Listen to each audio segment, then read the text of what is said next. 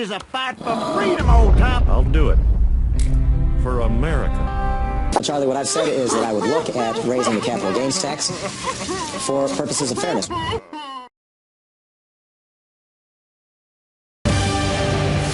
All right, 1 year after the raid that killed Osama Bin Laden, a former high-ranking CIA official is speaking out and arguing that the harsh interrogation techniques that were employed by the Bush administration played a larger role in providing the intelligence roadmap that eventually led to the terrorist compound. Jose Rodriguez Jr. spent 31 years in the CIA's clandestine service. Now, after the 9/11 attacks, he led the agency's counterterrorism center. We targeted the al-Qaeda structure. We took the fight to the enemy with determination and with focus.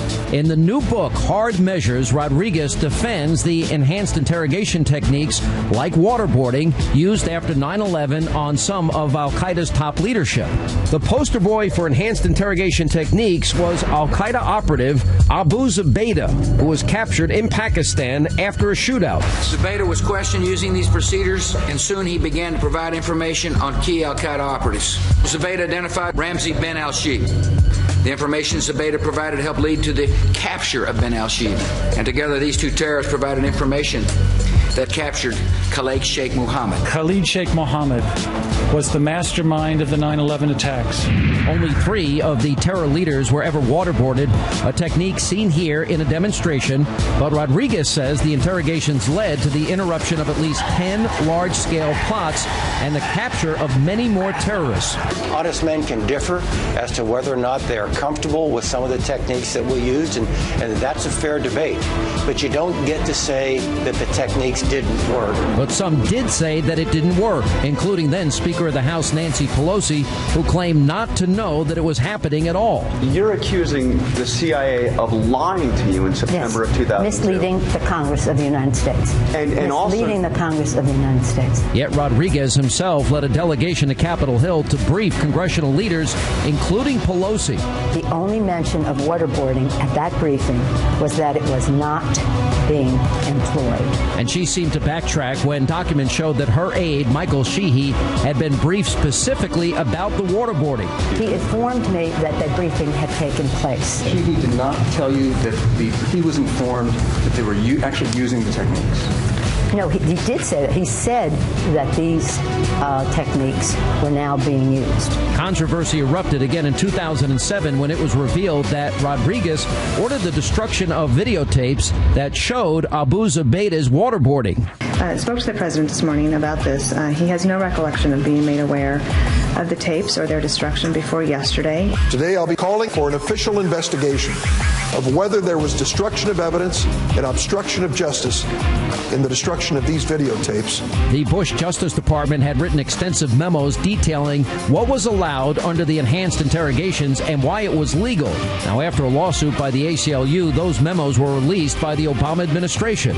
OLC memos that were released reflected, in my view, us losing our moral bearings. Rodriguez and the CIA were eventually cleared of wrongdoing, and the investigations were ended. These men deserve to be decorated. They don't deserve to be prosecuted. Joining us now is the man at the center of this controversy, Jose Rodriguez Jr., former CIA, the director of the CIA's National Clandestine Service and the author of Hard Measures, How Aggressive CIA Actions After 9/11 Saved American Lives. Sir, great to see you. It's a great honor to have you here. Thank you for being with us. Thank you for inviting me, Sean. I'm a big fan. Well, I appreciate it. I've read the book cover to cover. We can't get this all in. I'm going to try and get in as much as I can. Let's start with the tape that we just set up. You personally briefed Nancy Pelosi. I did. About enhanced interrogation.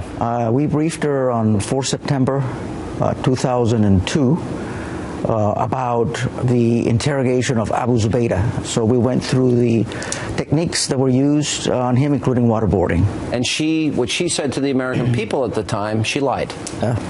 She is either confused or is lying. Okay. Let's go to the mindset. And you went into great specificity and detail.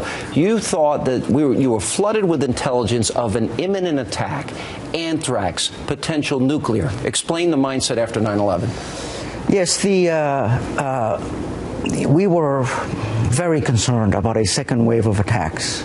In May 2002, we had a flood of intelligence coming in about threats. We had the Al-Qaeda, the anthrax scare of a few months before. We were very concerned that we were going to get hit again. We had confirmed intelligence on anthrax. We knew about the Al-Qaeda nuclear program, and we could hear the time bomb. We couldn't see it, but we could hear it ticking. Yes. Yeah. And so you felt another attack on this country was imminent, and you needed, as quickly as possible, the intelligence to save American lives. Correct. And we had captured Abu Zubaydah a few months earlier, and Abu Zubaydah was the highest level Al-Qaeda terrorist that we had ever captured. And you thought he was going to die. He was severely wounded by the Pakistanis when he was being captured. So he was near death. We actually brought in the best surgeons that we could find and saved his life. And then this is where enhanced interrogations. One thing I took issue. I watched the segment on 60 Minutes last night, and you said, "We are the dark side." Yes. And I took a little issue with that, even though maybe you refer to that, meaning you were on the front lines of extracting information under the circumstances post 9/11 to save lives. Why do you call that the dark side? Well, we are in the shadows, and we do what nobody else in the U.S. government does.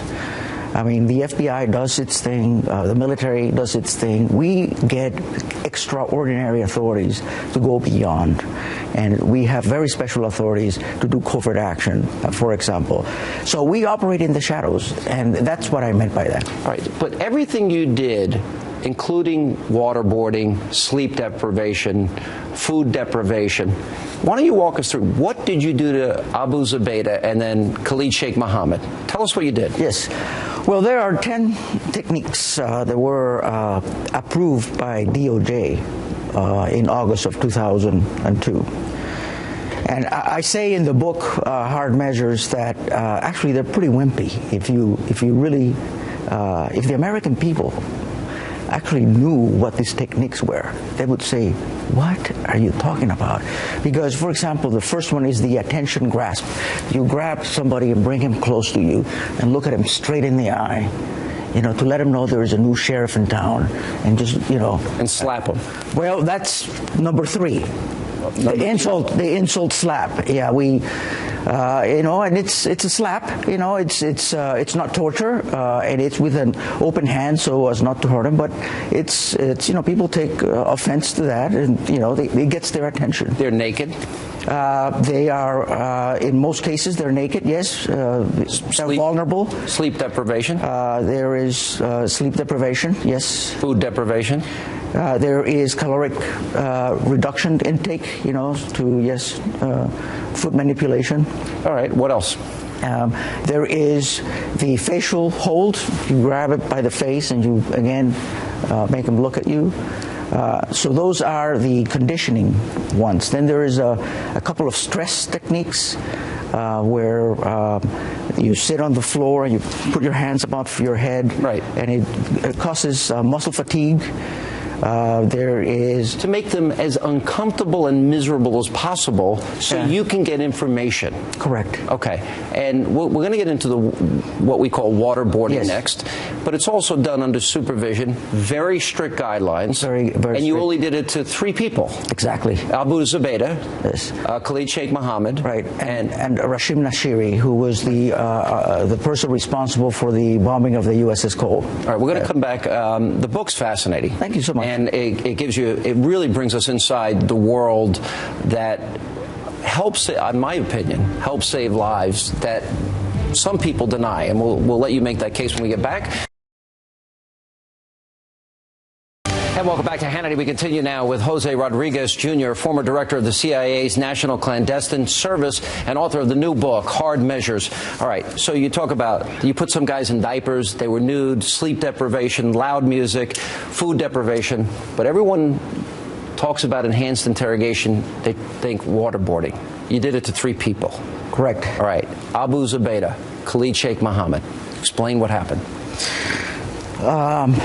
The first detainee was Abu Zubaydah, and he is a very tough individual. And he gave us some early information, and then he stopped talking. And we were dead in the water in May of 2002, and we were very concerned about a second wave of attacks. We had to come up with something new. So I asked a psychologist expert that we had on a military training program that trains U.S. servicemen to train them in case they are taken prisoner, how to resist. So we asked him to do a set of alternative techniques that would do a number of things. But primarily to let them know that their fate was in our hands, and that they had absolutely no control of their situation. So what you do is you put them sideways, you cover their mouth and their nose, pour water on it. You can only do it for what? 40 seconds is 40 seconds is the max. It's the max, but it was usually lasted about an average of 10 seconds. All right. Now, President Obama has called this torture. He wanted to close Gitmo, and he ran on the idea of ending rendition, black sites. Here's what he himself said. I want to get your reaction. Okay. I ban the use of so-called enhanced interrogation techniques by the United States of America. I know some have argued that brutal methods like waterboarding were necessary to keep us safe. I could not disagree more. Make no mistake, we will close Guantanamo Prison, which has damaged our national security interests and become a tremendous recruiting tool for al-Qaeda. I strongly believe that the steps that we've taken to prevent these kinds of enhanced interrogation techniques will make us stronger over the long term. All right. The president's now taking credit for getting bin Laden. If he had his way of closing Gitmo, ending enhanced interrogations, which calling people like yourself torturers, would we have gotten bin Laden? We got a lot of information from the detainees that eventually led us to bin Laden. And that's a fact. And that is a fact. You were there, and you know, and you saw that. You watched this unfold. What concerns me is that there is still doubt out there. People are doubting, you know, the amounts of information that we got from this program that gave us the basis to go after al-Qaeda and destroy al-Qaeda. The al-Qaeda that attacked us on 9/11 is just amazing, and yet, you know, there's still doubt. Including getting bin Laden. So you don't think we would have gotten bin Laden without the techniques leading to the intelligence? Well, and the reason why is because there's a clear trail. You know, there was someone that we captured, a facilitator that we captured in 2004 that told us about bin Laden's career and gave us a pseudonym, Ahmed al-Kuwaiti. And that was what led to bin Laden in Pakistan. And eventually we got the true name of al-Kuwaiti. Yeah, so the president's really not... Look, I give the president credit for making the decision to get bin Laden. I do, and I give SEAL Team 6 all the credit and all our people in intelligence. But without these techniques, the things he opposed wouldn't have allowed him to make that decision. Is that a fair statement? That is a fair statement. All right, let me ask you this. What do you say when you're called a torturer? What does that mean to you, considering you're trying to save American lives?